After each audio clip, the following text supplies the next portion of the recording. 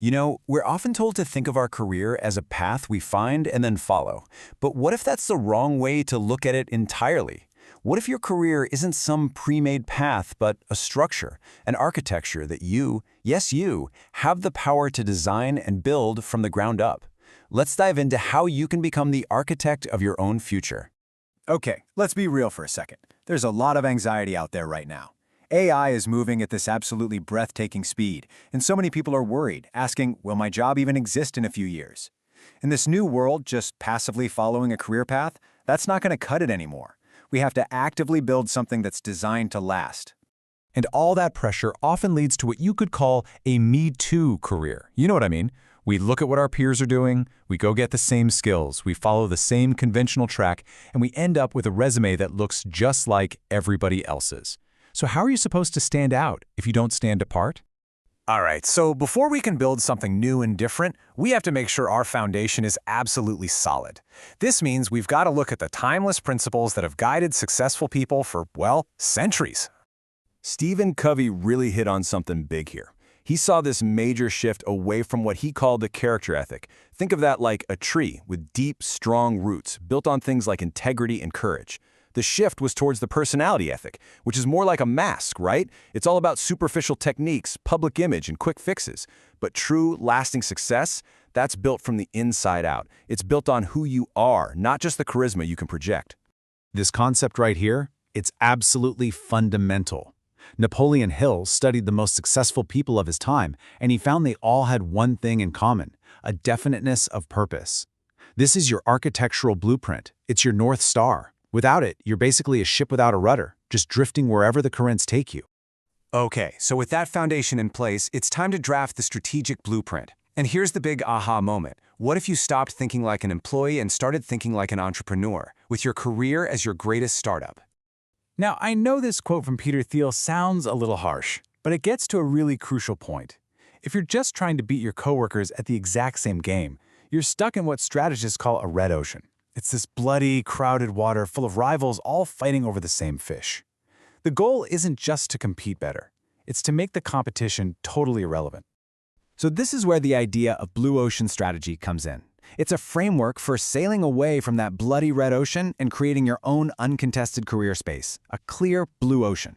And you do it through something called value innovation, which is just a fancy way of saying you find a way to create incredible new value for people that makes your old rivals obsolete. So how do you actually do this? Well, the ERRC grid is a super powerful practical tool. You literally ask yourself these 4 questions. What common things that all my peers compete on can I just eliminate? Where can I reduce my focus instead of trying to be great at everything? What unique skills can I raise way, way above the standard? And finally, what totally new value can I create that nobody else is even thinking about? See, this isn't just theory, it's a concrete way to design your unique value. And get this, creating that new value, it's not about just one big idea. It's about combining different types of innovation all at once. Research from the firm Doblin totally backs this up. They found that the most innovative companies aren't just making a better product. They're using, on average, 3.6 different types of innovation at the same time. So that question is a real gut check, isn't it? Your career is your single biggest product. How many types of innovation are you using? Most of us only focus on one, our core job skills. But that's just a tiny piece of the puzzle. Are you innovating in how you work, or who you connect with, or even how you deliver your value? The cool thing is, we can take this exact framework and apply it directly to ourselves. Doblin's types of innovation basically fall into 3 big buckets.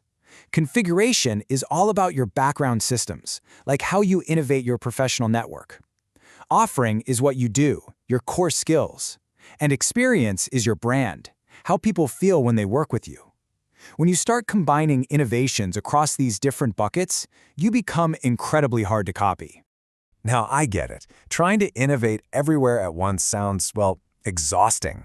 And that's where the lean startup methodology is a lifesaver. Instead of some rigid 5-year plan, you develop a minimum viable product, or an MVP, for your career. It's just a small, low-risk experiment to test out a new skill or a new direction and get real-world feedback fast. And it all works through this simple but really powerful feedback loop. Build, measure, learn.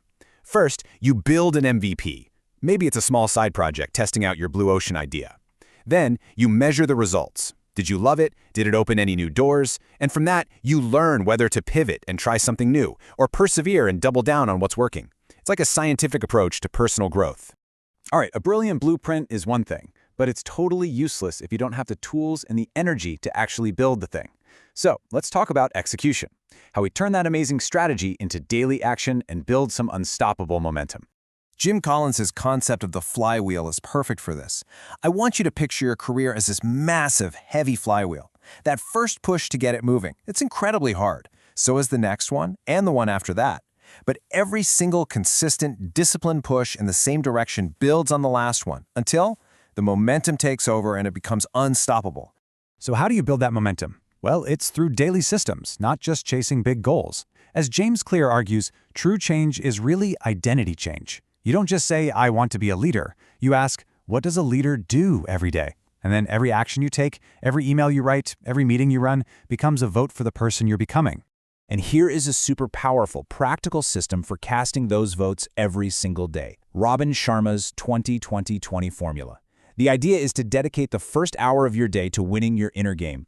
20 minutes to move your body, 20 minutes to reflect through journaling or meditation, and 20 minutes to grow by reading or learning. It's a system for architecting your own excellence before the world even has a chance to distract you. Okay, we've laid the foundation, we've drafted the blueprint, and we've fired up the momentum engine. Now, let's put it all together and step back to see the final masterpiece, your personal architecture of excellence. You know, this whole process, it actually follows a timeless story. Joseph Campbell called it the hero's journey. Deciding to design your career, that's your call to adventure. You'll have to leave your ordinary world, you'll face tests and challenges during your initiation, but you'll ultimately return with new wisdom and skills to share. Transformation means you have to face the unknown. And what's the ultimate goal of this entire architecture? It's to find your ikigai, a Japanese concept that basically means your reason for being. It's that beautiful sweet spot right at the intersection of four things: what you love, what you're good at, what the world needs, and what you can actually be paid for. This is where true fulfillment and contribution click into place. So what have we packed in our toolkit today?